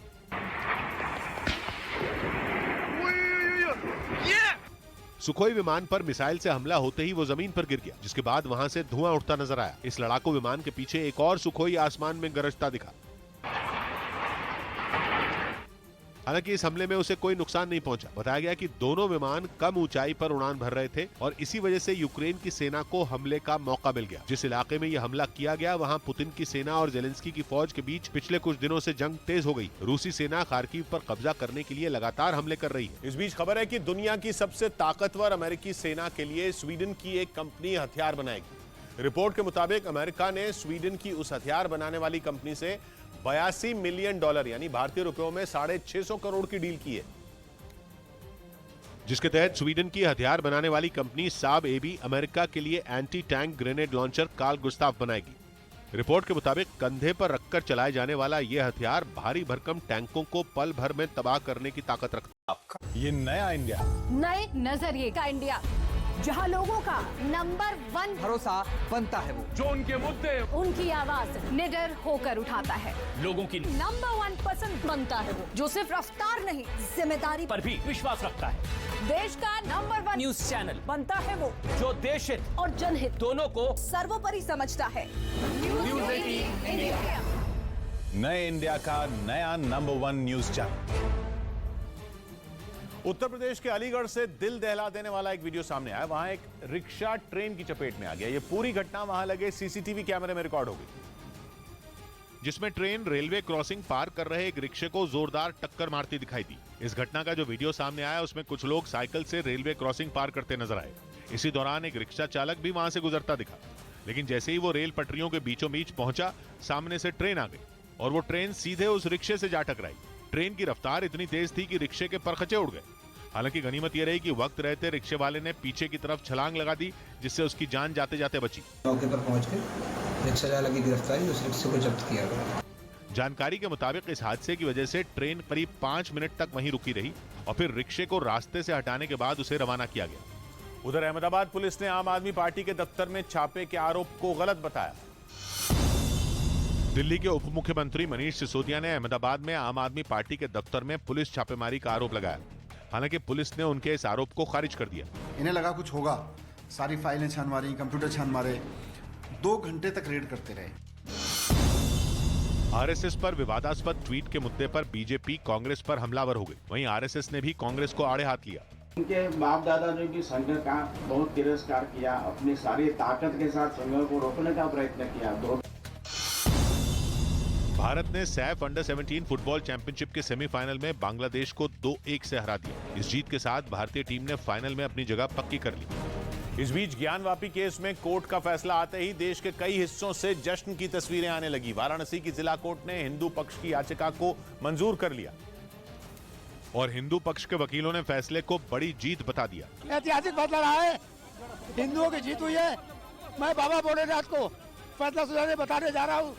साथ ही देश के कई हिस्सों से जश्न की तस्वीरें सामने आने लगी। यूपी के कानपुर में तो सड़कों पर आतिशबाजी शुरू हो गई। ढोल नगाड़ों के साथ लोग कोर्ट के फैसले का जश्न मनाने लगे। जम्मू में डोगरा फ्रंट नाम की संस्था ने नारेबाजी शुरू कर दी। लोग त्रिशूल लेकर सड़कों पर उतर आए। वाराणसी में तो कोर्ट के बाहर मिठाई तक बंट गई, क्योंकि अदालत के फैसले के बाद यह साफ हो गया कि अब इस केस में सुनवाई होगी। अदालत को यही तय करना था कि यह केस सुनवाई के लायक है या नहीं, क्योंकि हिंदू पक्ष की ओर से कोर्ट में याचिका देकर मांग की गई थी कि उन्हें ज्ञानवापी परिसर में पूजा करने की इजाजत दी जाए। लेकिन मुस्लिम पक्ष ने कोर्ट में याचिका देकर कहा था कि केस को खारिज कर दिया जाए। मामला सुप्रीम कोर्ट तक पहुंचा, लेकिन सुप्रीम कोर्ट ने यह तय करने का फैसला वाराणसी की जिला कोर्ट पर छोड़ दिया था। अब फैसला सुनाते हुए जिला कोर्ट ने साफ किया कि यह केस सुनवाई के लायक है। मतलब यह कि अब कोर्ट में इस मामले पर सुनवाई शुरू होगी। इसके साथ ही कोर्ट ने 22 सितंबर को अगली सुनवाई की तारीख भी तय कर दी। लेकिन मुस्लिम पक्ष के सामने हाई कोर्ट में जाने का विकल्प खुला है। जिला कोर्ट के फैसले के खिलाफ वो हाई कोर्ट में अपील कर सकते हैं। उधर बिहार के नवादा से चौंकाने वाला एक मामला सामने आया। वहां थाने में मौजूद पुलिस वालों पर इलाके के एसपी इस तरह भड़के कि उन्हें लॉकअप में डाल दिया, जिसका सीसीटीवी वीडियो वायरल हो गया। बताया गया कि नवादा नगर थाने पहुंचे एसपी गौरव मंगला ने थाने के रजिस्टर को चेक किया। इसमें लापरवाही की शिकायत मिलने पर उन्होंने थाने में मौजूद 5 पुलिसकर्मियों को सजा के तौर पर लॉकअप में बंद कर दिया। वीडियो में दिखा कि 5 पुलिसकर्मी घंटों तक वहां बंद रहे। हालांकि इस वीडियो के वायरल होने के बाद बिहार पुलिस एसोसिएशन ने नाराजगी जताते हुए जांच का भरोसा दिया। दावा किया गया कि यह मामला बीते गुरुवार का था, जिसके बाद एसपी गौरव मंगला का विरोध शुरू हो गया। इधर लखनऊ इमारत हादसे में 4 लोग जख्मी हो गए। लखनऊ के सरोजिनी नगर इलाके में एक बन रही इमारत का कुछ हिस्सा गिर गया, जिसमें 4 मजदूर घायल हो गए। अमृतसर के मकबूलपुरा में नशे में एक महिला का वीडियो सोशल मीडिया पर वायरल हो गया। इसके बाद पंजाब पुलिस ने कार्रवाई करते हुए 15 लोगों को पकड़ लिया। वो एरिया जो है ऑलरेडी लिस्टेड हॉटस्पॉट है, जिसमें पुलिस ने काफी केसेस रजिस्टर किए हैं। यूपी की अमरोहा पुलिस ने बच्चा चोरी की अफवाहों पर लोगों को जागरूक किया और किसी भी संदिग्ध के दिखने पर पुलिस को खबर देने की अपील की। पुलिस को सूचना देनी है, पुलिस मौके पर आएगी। इस बीच दिल्ली के गैंगस्टर और आतंकियों के गठजोड़ का खात्मा करने के लिए एनआईए ने छापेमारी शुरू कर दी। गृह मंत्रालय के अधिकारियों के साथ अमित शाह की कई दौर की बैठक के बाद यह फैसला किया गया। और पहली बार आतंकी घटनाओं की जांच करने वाली एजेंसी एनआईए दिल्ली में अपराधियों के गैंग के सफाये में जुट गई, जिसके लिए उसकी अलग अलग टीमों ने दिल्ली, पंजाब, हरियाणा और राजस्थान में एक साथ करीब 60 ठिकानों पर छापेमारी शुरू की। इनमें पंजाब के फाजिलका में लॉरेंस बिश्नोई और दिल्ली के बवाना में नीरज बवानिया का घर भी शामिल रहा। नीरज बवानिया के घर पर कई घंटों तक चली छापेमारी के बाद एनआईए की टीम वहां से बरामद सामान को एक बैग और एक पोटली में रखकर ले जाती दिखाई दी। तस्वीरें आप यहाँ पर देख सकते हैं। एनआईए की यहाँ पर जो टीमें हैं वो यहाँ पर पहुंची हैं। असल में सिद्धू मूसेवाला हत्याकांड की जांच के दौरान गैंगस्टर और आतंकियों के बीच गठजोड़ का पर्दाफाश हुआ, जिसके बाद गृह मंत्री अमित शाह के निर्देश पर एनआईए ने 10 गैंगस्टर की पूरी कुंडली तैयार कर ली और उनके खिलाफ यूएपीए जैसे सख्त कानून के तहत केस दर्ज कर कार्रवाई शुरू कर दी गई। मतलब ये कि वो कानून जो आतंक का सफाया करने में काम आ रहा है, उसी के जरिए राजधानी के लोगों में खौफ पैदा करने वालों पर नकेल कसी जाएगी।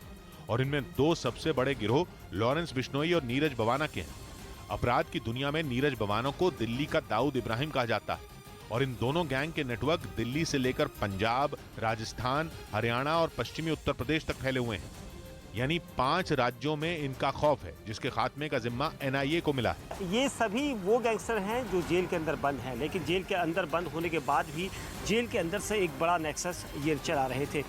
जानकारी के मुताबिक एनआईए ने माना है कि ये गिरोह आतंक का दूसरा नाम बन चुके हैं, जो न केवल टारगेट किलिंग के लिए विदेशों से हथियार मंगवाते हैं, बल्कि सोशल मीडिया के जरिए युवाओं को बरगलाते भी हैं। इधर महाराष्ट्र के पुणे से डरा देने वाली कुछ तस्वीरें सामने आई। वहां एक ट्रक ने जोरदार टक्कर के बाद कार को काफी दूर तक घसीटा। यह हादसा पुणे अहमदनगर हाईवे पर हुआ, जिसकी तस्वीरें वहां लगे एक सीसीटीवी कैमरे में कैद हो गई, जिनमें साफ दिखा कि एक कार और ट्रक के बीच जोरदार भिड़ंत हुई। यह हादसा इतना भीषण था कि ट्रक कार को घसीटते हुए करीब 2 किलोमीटर दूर तक अपने साथ ले गया। ट्रक की रफ्तार का इसी बात से अंदाजा लगाया जा सकता है कि इस दौरान कार के पहियों से चिंगारी निकलती दिखाई दी, लेकिन इसके बावजूद वो ट्रक नहीं रुका। लेकिन इसके आगे और पीछे कई गाड़ियां चलती नजर आईं। उधर जेडीयू विधायकों में फिर बयानबाजी शुरू हो गई। बिहार सरकार में मंत्री और जेडीयू नेता लेशी सिंह ने अपनी ही पार्टी की विधायक बीमा भारती को 5 करोड़ का मानहानि नोटिस भेजा। इस नोटिस के बाद भी बीमा भारती ने साफ किया कि वो अपने बयान पर कायम है। असल में बीमा भारती ने मंत्री लेशी सिंह पर हत्या और वसूली की घटनाओं में शामिल रहने का आरोप लगाया था। गलत चीज को बर्दाश्त नहीं करते हैं, इसलिए हम इस बात पर हमारे रहेंगे। मेरे तरफ से कोई मामला नहीं है, कोई गिला शिकवा नहीं है। राजस्थान में ब्लॉक लेवल पर राजीव गांधी ग्रामीण ओलंपिक्स खेलों की शुरुआत हो गई। इस दौरान चुरू पहुंचे सीएम अशोक गहलोत ने युवा खिलाड़ियों का हौसला बढ़ाया। छत्तीसगढ़ के कोरबा में एक भीषण सड़क हादसे में 7 लोगों की मौत हो गई, जबकि 3 लोग घायल हो गए। इस बीच खबर है कि बहुत जल्द यात्रियों को ले जाने वाले प्लेन भी बिना पायलट के उड़ाए जा सकते हैं। न्यूयॉर्क में पायलटलेस प्लेन की टेस्टिंग से जुड़ी हैरान करने वाली जानकारी सामने आई। दावा यह है कि टेस्टिंग के दौरान प्लेन के कॉकपिट में कोई पायलट मौजूद नहीं था, लेकिन फिर भी प्लेन को उड़ाने में कोई परेशानी नहीं हुई। मतलब ये कि जैसे ड्रोन उड़ान भरते हैं, ठीक वैसे ही प्लेन भी उड़ान भर पाएंगे। अगर ये प्रयोग कामयाब हुआ तो प्लेन को उड़ाने के लिए किसी पायलट की जरूरत नहीं होगी। इससे पहले सेनाओं के इस्तेमाल के लिए भारी भरकम ड्रोन बनाए जा चुके हैं। पायलटलेस प्लेन में भी बहुत कुछ उसी तकनीक का इस्तेमाल करने का प्लान है। लेकिन सैकड़ों यात्रियों को ले जाने वाले और कई घंटे तक हवा में रहने वाले प्लेन को केवल तकनीक से उड़ाया जाएगा, ये सोचना भी खतरनाक है। इसीलिए किसी नतीजे पर पहुंचने से पहले इस तकनीक का कई बार ट्रायल किया जाएगा। यूं तो पिछले कुछ सालों में दुनिया के कई देशों में इस तकनीक पर काम किया जाता रहा है, लेकिन दावा है कि इस बार की टेस्टिंग वैज्ञानिकों का हौसला बढ़ाने वाली रही। क्योंकि आमतौर पर जब प्लेन हवा में होता है तब पायलट अक्सर उसे ऑटो पायलट मोड पर डाल देते हैं। मतलब ये कि उस वक्त तकनीक ही प्लेन को उड़ा रही होती है, लेकिन पायलट की जरूरत तब होती है जब एटीसी से बात करनी पड़े या फिर एटीसी से मिलने वाली किसी कमांड का जवाब देना पड़े। एटीसी यानी एयर ट्रैफिक कंट्रोल। कहीं भी लैंडिंग करनी हो तो एटीसी से इजाजत लेनी पड़ती है। अगर कोई भी मुसीबत आए या किसी भी तरह की मदद चाहिए हो तो पायलट की मदद के लिए एटीसी हमेशा उपलब्ध रहता है। फिर किसी भी प्लेन की लैंडिंग और उसका टेक ऑफ सबसे बड़ी टेंशन, जो अब तक बिना पायलट के मुमकिन नहीं थी। लेकिन नई तकनीक का मकसद ये होगा कि प्लेन को हैंगर से निकालने यानी विमानों की पार्किंग से निकालने से लेकर उड़ाने तक और लैंड करने से लेकर वापस हैंगर तक पहुंचाने तक किसी भी काम में पायलट की जरूरत ना पड़े। इसके लिए कई तरह के प्रयोग होते रहे हैं, यहां तक कि विमानों को बिना पायलट के रनवे पर पहुंचाने का प्रयोग तो 2019 में भी कामयाब हो चुका है। और इस बार जो प्रयोग किया गया उसमें एहतियातन प्लेन में एक पायलट को रखा तो गया, लेकिन कॉकपिट में कोई नहीं था। एटीसी से मिलने वाले निर्देशों को सुनने का इंतजाम जमीन पर ही कर लिया गया था। मतलब ये कि जमीन पर एक कंट्रोल रूम बनाकर एटीसी के निर्देशों को सुना जा रहा था। फिर प्लेन को उड़ा रहे ऑटोमेटिक सिस्टम को उन्हीं निर्देशों के मुताबिक कमांड दी जा रही थी, यानी एटीसी के हर निर्देश का जवाब जमीन से दिया जा रहा था और प्लेन को एक रोबोटिक सिस्टम कंट्रोल कर रहा था। दावा यह है कि अगर बिना पायलट के प्लेन को उड़ाने का प्रयोग कामयाब हो गया तो कई परेशानियों का अंत हो जाएगा। और दावा तो यह किया जा रहा है कि आने वाले सालों में बिना पायलट के उड़ने वाले प्लेन ज्यादा सुरक्षित होंगे, क्योंकि माना जाता है कि ज्यादातर विमान हादसों की वजह ह्यूमन एरर बनते हैं, यानी मानवीय त्रुटि। पायलट की तरफ से हुई कोई छोटी सी चूक बड़े हादसे की वजह बन जाती है, लेकिन रोबोटिक कंट्रोल के बाद किसी चूक की जगह नहीं होगी। रोबोट बहुत सारी जानकारियों को ध्यान में रखने के बाद हालात का सटीक आकलन करेंगे और फिर सही फैसले करेंगे। दावा तो यह भी है कि आने वाले वक्त में उड़ानों की गिनती बढ़ाने की जरूरत पड़ेगी। अगर ऐसा होता है तो पायलटों की बहुत बड़ी कमी पैदा हो सकती है। पायलटों की कमी से निपटने के लिए भी पायलटलेस प्लेन की तकनीक बेहद अहम साबित होगी। हालांकि माना जा रहा है कि अभी इस तकनीक पर बहुत सारे टेस्ट करने की जरूरत होगी, इसीलिए 2030 तक इस सोच को हकीकत बनाने का लक्ष्य रखा गया है। इधर आरजेडी ने नीतीश कुमार को पीएम पद का उम्मीदवार बताया। बिहार में आरजेडी के प्रदेश अध्यक्ष जगदानंद सिंह ने सीएम नीतीश कुमार की तारीफ की और उन्हें 2024 में प्रधानमंत्री का उम्मीदवार बनाने की वकालत की। हम लोगों की तरफ से नीतीश उम्मीदवार हैं। दिल्ली के सागरपुर इलाके में कूड़ा फेंकने पर हुए झगड़े में एक आदमी पर एक महिला को चाकू मारकर घायल करने का आरोप लगा। बाद में पुलिस ने आरोपी को पकड़ लिया। अगले महीने ऑस्ट्रेलिया में होने वाले T20 विश्व कप के लिए टीम इंडिया का ऐलान कर दिया गया। टीम की अगुवाई रोहित शर्मा करेंगे, जबकि चोट की वजह से एशिया कप से बाहर रहे जसप्रीत बुमराह और हर्षल पटेल की टीम में वापसी हुई। उधर गुजरात के राजकोट से हैरान कर देने वाला एक वीडियो सामने आया। वहां एक पिकअप वैन की वजह से कई गाड़ियां आपस में भिड़ गई। ये पूरी घटना वहां लगे सीसीटीवी कैमरे में रिकॉर्ड हो गई, जिसमें कई गाड़ियां आपस में टकराती दिखाई दी। इस घटना का जो वीडियो सामने आया उसमें कुछ गाड़ियां हाईवे से दाईं ओर मुड़ती नजर आईं, जबकि कुछ गाड़ियां ट्रैफिक की वजह से सड़क पर रुकी दिखाई दी। तभी पीछे से आ रही पिकअप वैन ने एक कार को टक्कर मार दी। उसकी रफ्तार इतनी तेज थी कि कार सड़क के बीचों बीच बने डिवाइडर से जा टकराई, जबकि उसके आगे खड़ी कई गाड़ियां भी आपस में भिड़ गईं। इस हादसे में उन गाड़ियों को भारी नुकसान पहुंचा। इस बीच खबर है कि रूस एक ऐसा इलेक्ट्रॉनिक हथियार बनाने वाला है जिसका इस्तेमाल वो अपने जंगी जहाजों को बचाने के लिए कर पाएगा। यह हथियार बहुत कुछ किसी एयर डिफेंस सिस्टम की तरह होगा, लेकिन किसी एयर डिफेंस सिस्टम के मुकाबले यह सस्ता भी होगा और असरदार भी होगा। रूस के ही कुछ अखबारों में इस हथियार से जुड़ी रिपोर्ट छापी गई। इनमें दावा किया गया कि रूस अपने जंगी जहाजों की रक्षा के लिए एक खास हथियार बनाने वाला है। यूक्रेन में छिड़ी जंग के दौरान रूस के कई छोटे बड़े जंगी जहाजों के ढेर होने की खबरें आई हैं। सबसे बड़ा झटका तो रूस को मॉस्को के डूबने की वजह से लगा था। काला सागर में अकेला मॉस्को ही किसी ताकतवर सेना के बराबर था। कई खतरनाक मिसाइलें और परमाणु हथियार मॉस्को पर हमेशा तैनात रहते थे, लेकिन यूक्रेन की फौज ने नेपच्यून मिसाइल से मॉस्को पर सटीक निशाना लगाकर रूस को बड़ा झटका दिया था। रूस की नौसेना के करीब 400 सैनिकों और अधिकारियों की मौत की खबर आई थी। माना जा रहा है कि तभी से रूस को अपने जंगी जहाजों की टेंशन सता रही है और इसीलिए रूस ने अपने जहाजों को बचाने के प्लान पर काम तेज कर दिया है। इसके लिए कुछ खास तरह के सेंसर तैयार किए जा रहे हैं जो रूस के जहाजों को किसी भी ड्रोन या मिसाइल के हमले से बचा पाएंगे। एयर डिफेंस सिस्टम इस तरह के हथियार से बिल्कुल अलग होते हैं, क्योंकि आमतौर पर जितने भी एयर डिफेंस सिस्टम होते हैं उनमें कुछ मिसाइल लगी होती हैं। जैसे ही उन्हें हवा में किसी खतरे का पता चलता है, उसे मिसाइल दागकर नष्ट कर दिया जाता है। लेकिन रूस की इस नई तकनीक में कोई मिसाइल जुड़ी नहीं होगी। जहाजों में किसी भी कंटेनर में इसे लगा दिया जाएगा। जहाज के आसपास के कुछ किलोमीटर के दायरे में यह हथियार हर छोटी बड़ी चीज पर नजर रखेगा। कोई भी ड्रोन हो या कोई भी मिसाइल हो, अगर वो जहाज की तरफ बढ़ रही होगी तो यह हथियार पहले ही खतरे का अलार्म बजाएगा। इसके अलावा इसमें ऐसी क्षमता होगी कि ये किसी भी मिसाइल या ड्रोन की दिशा को बदल पाए। जहाज के पास ये एक ऐसा अदृश्य घेरा बना पाएगा कि कोई भी इलेक्ट्रॉनिक हथियार उसमें दाखिल नहीं हो पाएगा।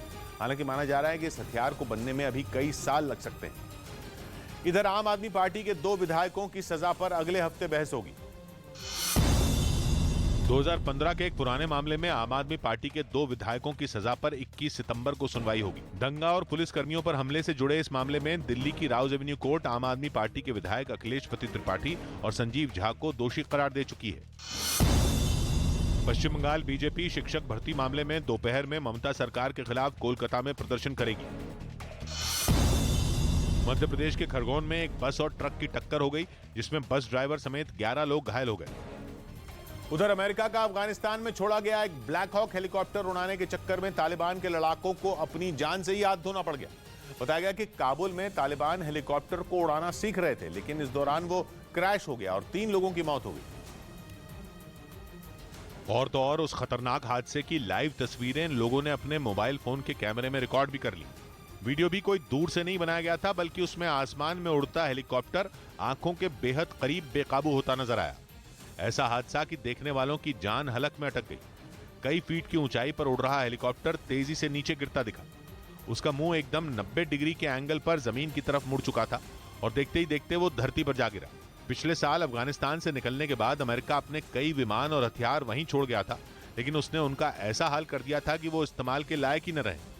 हादसे का शिकार हुआ ब्लैक हॉक हेलीकॉप्टर उन्हीं में एक था। बताया गया कि तकनीकी खराबी की वजह से वो क्रैश हुआ। इधर उत्तर प्रदेश के कई शहरों में आसमान में दिखी रहस्यमयी रोशनी चर्चा का कारण बन गई। दावा किया गया कि वहां आसमान में ट्रेन जैसी एक रोशनी की लकीर दिखाई दी और इन शहरों में इटावा, औरैया और लखीमपुर खीरी शामिल हैं। लोगों ने दावा किया कि उनके घरों से आसमान में ये अलग अलग तरह की रोशनी दिखी, जिसे उन्होंने अपने मोबाइल कैमरों में रिकॉर्ड कर लिया।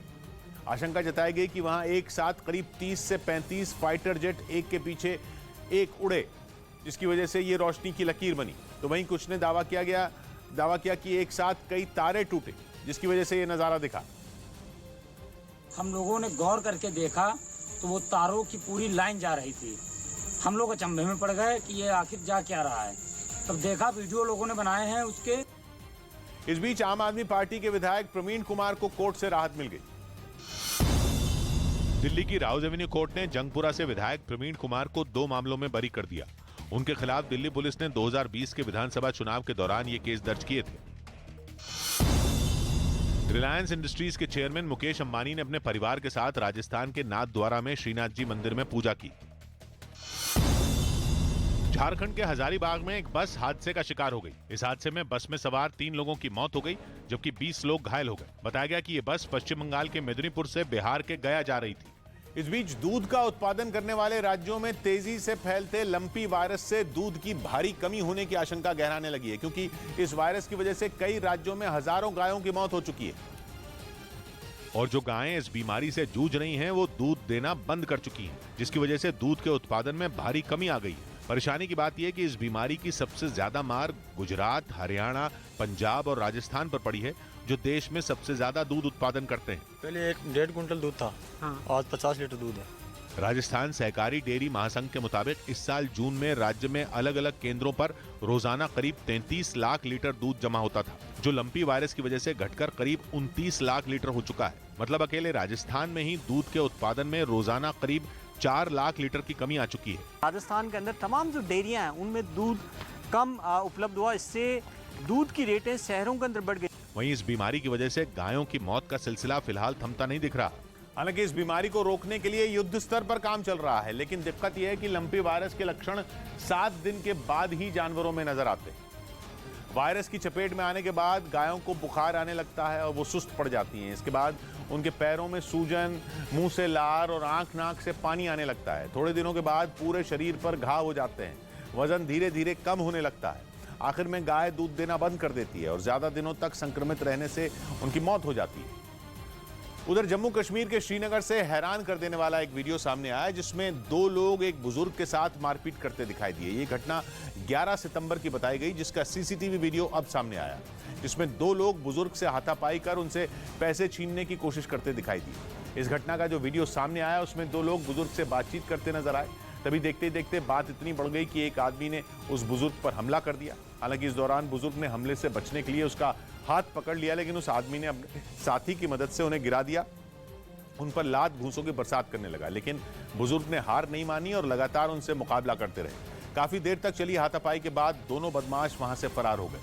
घटना की जानकारी मिलने के बाद पुलिस ने सीसीटीवी वीडियो के आधार पर दोनों आरोपियों को गिरफ्तार कर लिया। इस बीच विदेश जाने से रोकने पर अभिषेक बनर्जी की रिश्तेदार ने अदालत का दरवाजा खटखटाया।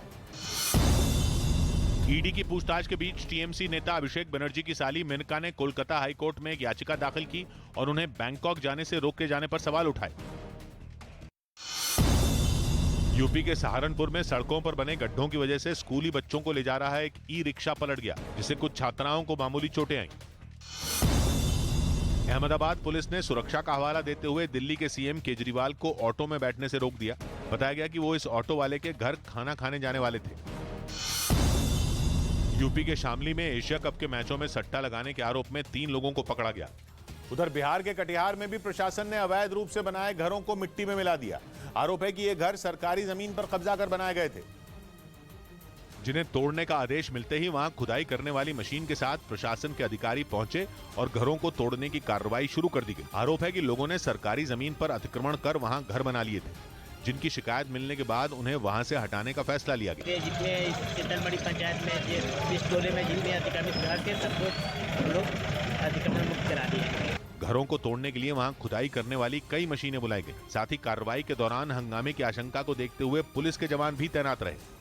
इधर हिमाचल प्रदेश के कांगड़ा से रोंगटे खड़े कर देने वाला एक वीडियो सामने आया। वहां मेले में अचानक झूला टूट गया, जिसकी वजह से कई लोग बीच में ही फंस गए, जिन्हें वहां मौजूद लोगों ने बाहर निकाला। सामने आए वीडियो में कुछ लोग झूले में फंसे दिखाई दिए, जिन्हें बचाने के लिए कुछ लोग अपनी जान जोखिम में डालकर झूले पर चढ़ते नजर आए। काफी मशक्कत के बाद वहां फंसे लोगों को सुरक्षित झूले से उतार लिया गया।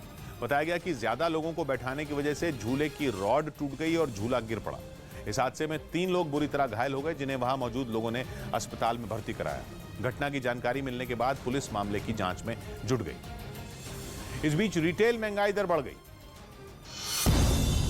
रिटेल महंगाई दर अगस्त में बढ़कर 7% हो गई, जबकि जुलाई में ये 6.71% रही थी।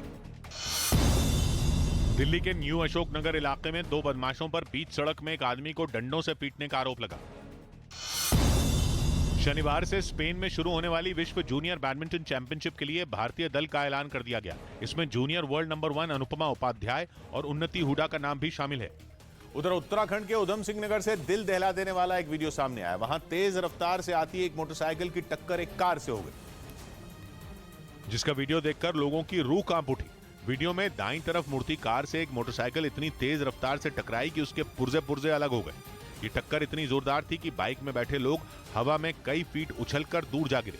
बताया गया कि हादसे के वक्त मोटरसाइकिल में 5 लोग सवार थे, जिनमें 2 बच्चे भी थे। जैसे ही मोटरसाइकिल कार से टकराई तो एक बच्चे और बाइक चलाने वाले इमरान नाम के लड़के की मौत हो गई। ड्राइवर वो किसी वाहन से टकरा गया और जो उसमें मामा और भांजे की जो है उसमें डेथ हो गई। वहीं एक महिला और 2 बच्चों को इलाज के लिए फौरन अस्पताल में भर्ती करा दिया गया। बताया गया कि ये लोग दोराहा की तरफ जा रहे थे, तभी तेज रफ्तार की वजह से यह हादसा हुआ, जिसके बाद पुलिस ने मोटरसाइकिल और कार दोनों को जब्त कर मामले की जांच शुरू कर दी। इधर हरियाणा के कैथल में पुलिस ने सड़क पर लगे साइन बोर्ड के नीचे से 1.5 किलो RDX बरामद किया। बताया जा रहा है कि इसे पाकिस्तान से पंजाब के रास्ते हरियाणा भेजा गया था, लेकिन इससे पहले कि कोई बड़ी घटना होती पुलिस को इसकी जानकारी मिल गई और बम को डिफ्यूज कर दिया गया। हालांकि कैथल के जिस इलाके में ये RDX मिला उसे सील कर दिया गया और वहां से लोगों के आने जाने पर रोक लगा दी गई। इस दौरान पुलिस ने इलाके में चप्पे चप्पे की जांच की। पुलिस के साथ वहां अंबाला STF और बम डिफ्यूज करने वाली टीम भी मौजूद रही। बताया गया कि ये RDX वहां लगे साइन बोर्ड के नीचे बने एक बॉक्स में मिला। इस मामले की जांच में STF जुट गई है और पुलिस ने भी FIR दर्ज कर ली है। इसको डिफ्यूज किया और उसके बाद में ये पाया गया कि मौके पे इसमें करीबन 1.5 किलो के आसपास हाई एक्सप्लोजिव सामग्री थी। उनको लगता है ये चांदी और ये सोना अच्छा, उनको लगता है ये चांदी और ये सोना अच्छा, मैं समझता हूं कि एहसास का होना अच्छा। सौगात की एक बात कही चिराग ने, जिसको खो जाने से रिश्ते की उम्र बढ़ जाए, जितनी जल्दी हो उस अभिमान का खोना अच्छा। मिलते हैं कल, घड़ी जब इशारा करेगी 9 बजे रात का, वक्त फिर होगा सौगात की एक बात का।